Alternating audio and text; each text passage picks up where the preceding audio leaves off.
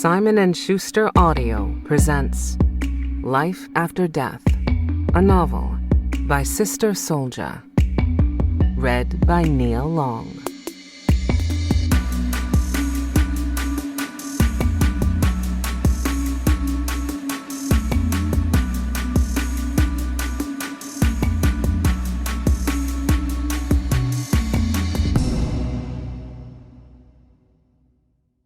We say we didn't feel it, but we felt it. We say we didn't see it, but we saw it. We say we didn't hear it, but we heard it. We pretended we never knew it, but we know it. Who? All of us. 1. Gunshots. Brooklyn born. I know the sound. No matter whose finger is on the trigger, a nigga versus a nigga, niggas versus the law, or the law versus niggas, gunshots fired anywhere in the world means pay attention, motherfuckers. But after these 3 shots, I don't hear no clapback, running feet, or screeching police sirens. I don't hear no cops calling out bullshit commands like, freeze! I don't hear the scream of the ambulance or the swift feet of the curious running to the scene of the incident. I don't hear the director calling cut after first having called out action. I don't hear the cheers, shout-outs, or big-ups from the VIP crowd who I know had gathered because I am the one who arranged their VIP passes to be the only ones invited to accompany the film crew on my prison release day. I can't even hear the howl of the wind, which normally is so loud upstate New York where I was locked up that we could hear it from inside the prison walls, depending on where we were in the building. Fuck hearing. I can't even see. Everything is deep black. Oh shit. That's how I know. I, Winter Santiago, am the one who got shot dead. I don't have no big fear of death. Never really thought about it. 15 years on lock, I knew chicks who had chased death. Thought it was the better option over the rough lives they were living. I knew women who would cut themselves, beat themselves, beg other inmates for their meds, and swallowed a handful of game-changing pills in one gulp. I even knew 6 chicks who one by one successfully hung themselves within those 15 years I served. In the prison day room chilling or on the yard, when the conversations got to that suicide bullshit, I stepped off. Everybody knew Winter Santiago is all about action and hustle, plotting and planning, making it and taking it, and a dead bitch can't do shit. This is fucked up, though. Seconds after my prison release, right when I was about to earn a big bag, lights out, I'm dead. When I was first approached to do a reality show that was gonna be so real that it would start with cameras rolling the moment I stepped foot through the prison release door, I was like, oh, hell no. Seated side by side with cellies? I had seen bunches of bitches on reality TV ridiculously playing themselves like crazy. They'd never catch Winter Santiago on camera, finally easing outside with some Department of Corrections issued clothing, which is what all inmates had to wear other than the clothes they had on their backs at the time of their arrest. After that vicious fight me and Simone had on our Brooklyn block 15 years ago, right before the cops snatched both of us up, my clothes were shredded. Yeah, that's how we do it. It's not a showbiz on-camera, off-camera thing in the hood. We fight with full fury. Thinking over the reality show offer while speaking on the prison phone with the show creator and executive producer, my brother-in-law Elijah Emanuel, I told myself, nah, Winter, never let them see you sweat. Never let them see you down, never reveal even one chink in your armor. Keep your game face on. Good looking out, Elijah, I told him. I thought about it like you asked me to. But I gotta turn you down for the third time. Let it be the last. Well, then negotiate, my sister Portia said, who I didn't even know was on the call that I made to Elijah because she remained silent up until the moment I turned him down. You heard what my husband wants out of the show deal. What does Winter want out of it?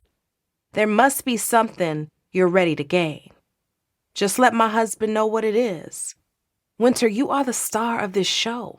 Only you can make it happen. Until you sign the contract, you're in the power position, Portia added softly. My mind started speeding. That's right. What do I want out of it?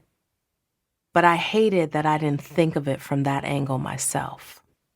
Caught up in my hustles on the inside, I didn't consider that I was in the power position in a deal that would go down on the outside even before I get out. This show he's proposing is not just another prison show. That's right, this show is about me. And it's about me for a reason.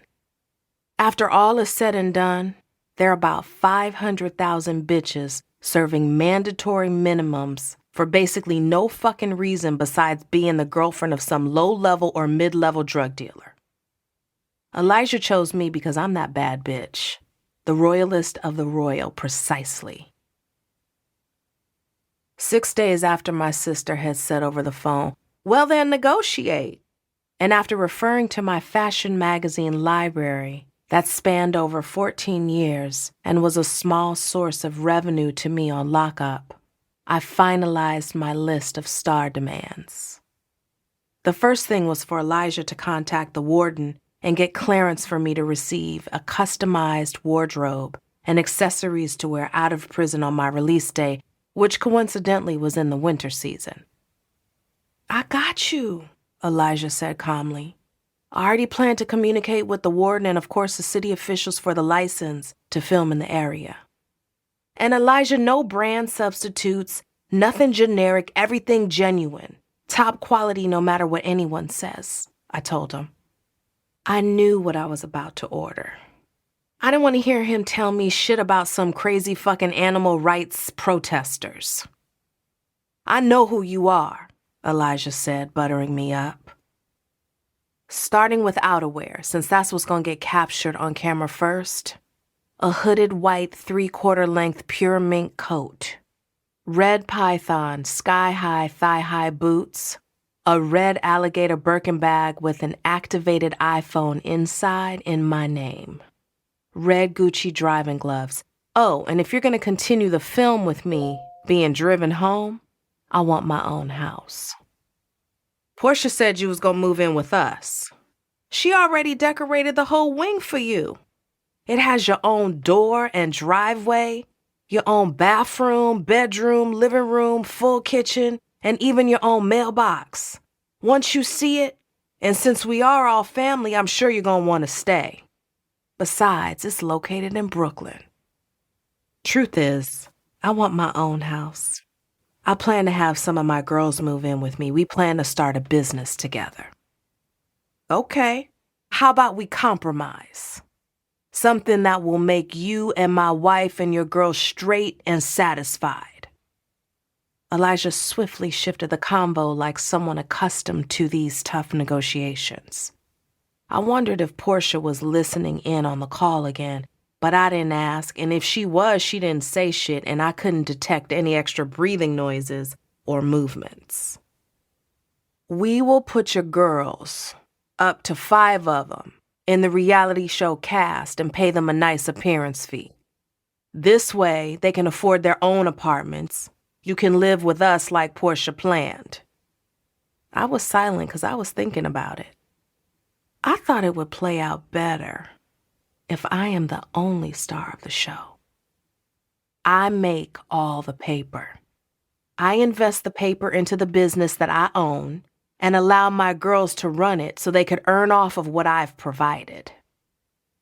Elijah must have sensed something because he interrupted my thoughts and said, Winter, you're the star. Your deal is worth $50,000 per show. 16 episodes per season. After it hits, and you and I both know it will, you'll be in a position to renegotiate and clear even more than the $800,000 that is generated for you in season 1. The 5 supporting cast members, your handpicked homegirls, will only each earn $3,000 on the episodes they actually appear on. Their backstory. You're on every episode, they're not. You're the main story, you are the show. Elijah's pimp game is mean, I thought to myself. $800,000 for me alone? That's right.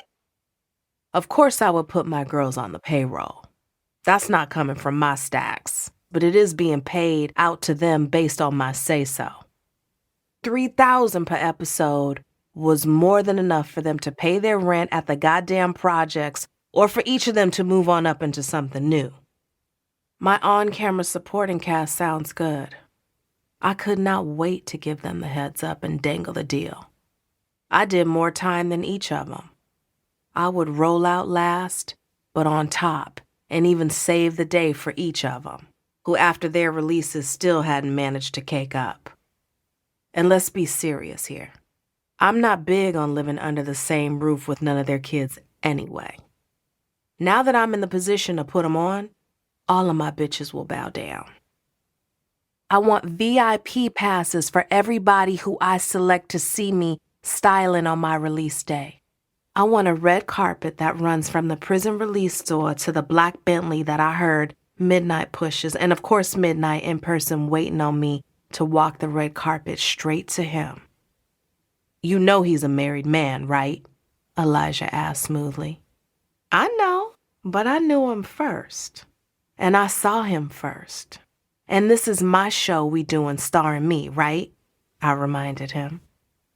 A reality show, Elijah said. You make him show up, I'll make it a reality, I told him with full confidence. Anything else? Elijah asked patiently in his cool tone, not huffing or puffing or making it obvious that my demands might be over the top. So I told him, have the Bentley fully stocked, from the old shit to the new shit, Moet Rosé Imperial, Hennessy XO Ciroc Blue Dot, and Ace of Spades, the 30-liter Midas bottle. Oh, and me and my man must sip our champagne from authentic crystal flutes, so order me a set. I gave him full details of the fashions I wanted to wear beneath the mink, even though they wouldn't show up on camera for my kiss my ass walk to freedom. Then I added, and there's one serious, really big thing I need to happen, although I won't say it over the phone. Elijah, plan to come up and visit me this week. I'll tell you face to face. No problem. I could do that. It's all good. We're in business now, he said as though my list of demands were all things within his budget, influence, connects, and grasp. And I liked that. But the thing is, Elijah, if you can't do the one big thing I tell you in person, the whole entire deal is canceled. I said it in a firm but non-threatening tone, even though it was a threat. It was more than a threat. It was a promise, a guarantee. We'll work it out. See you soon, sis, he said, unfazed, and hung up. Some next chick was waiting to use the prison phone. Although I had already hung up, I was still blocking it, wondering if I had undersold myself in the deal. Should I have demanded even more? Nah, I knew I would get even more than I demanded anyway. From my young teen years, I saw how entertainers, hustlers, and ballers got all kinds of perks, party passes, food and drinks, kicks and cars, trips and wardrobes, and a bunch of other free shit that regular niggas had to grind for a whole year to get one of, or maybe never to get nothing at all. When I was done thinking and blocking, I looked at the chicks on the phone line. They dropped their eyes like they supposed to. Not one of them dared to even look like they had a complaint. They know who runs this. Lights out on that same night of the deal convo, even though I was on track to get what I wanted out of Elijah. I was tight that now Portia, my younger middle sister, would be able to say that she convinced me to do the show that I had said I would never do. Portia would have me living in their place, eating off her plate, and engulfed in her actively annoying overkill concern. I don't hate Portia. We full blood. However, certain little shit that she does and how she is, I definitely don't like. For example, starting with the way she always says these two words, my husband. Instead of just calling that sexy brown-skinned nigga by his well-known name, Elijah Emanuel, young, rich, black, and famous independent movie director. Also, Portia is the quiet type. I don't mind that. But I hated the way she always let her feelings show. On her one visit upstate New York to where I was serving time, she walked in with her eyes filled with watery tears, her voice and fingers trembling. The only reason I overlooked it at the time was because other than that, she was picture perfect. She had the meanest ass manicure that matched her haute couture fashion and thigh-high Fendi boots that hood bitches would murder her for, slide them right off her legs and feet and onto their own. Once we were seated at the table in the prison room filled with inmates seated at separate tables, she sat trembling and silent like she was in some weird dreamy phase. When she finally did talk, her voice was all filled with emotion. Then suddenly her watery eyes spilled tears onto her immaculate diamond wedding rings. I was through. I took her off of my visitation list even though she was the only one on there. I blocked her. It was a smart move on my part. I know Portia. She's annoyingly overconcerned about me. After I cut her off, she'll send her sexy husband to check up on me instead. He's a Brooklyn-born Brooklyn nigga. Not the hardest money-making murderer, but he's definitely not soft. Me and Elijah could sit and talk at ease. I've been locked up for so long with a bunch of bitches that I easily prefer men, and probably preferred men even before prison. I wasn't trying to lure my sister's man. Nah, not at all. I don't get down like that. But I respect Elijah. He's my nigga, 'cause over time he put money on my commissary but never mentioned it. Most importantly, however, Elijah visits Santiago, my father, who's in prison serving life. That means way more than the world to me.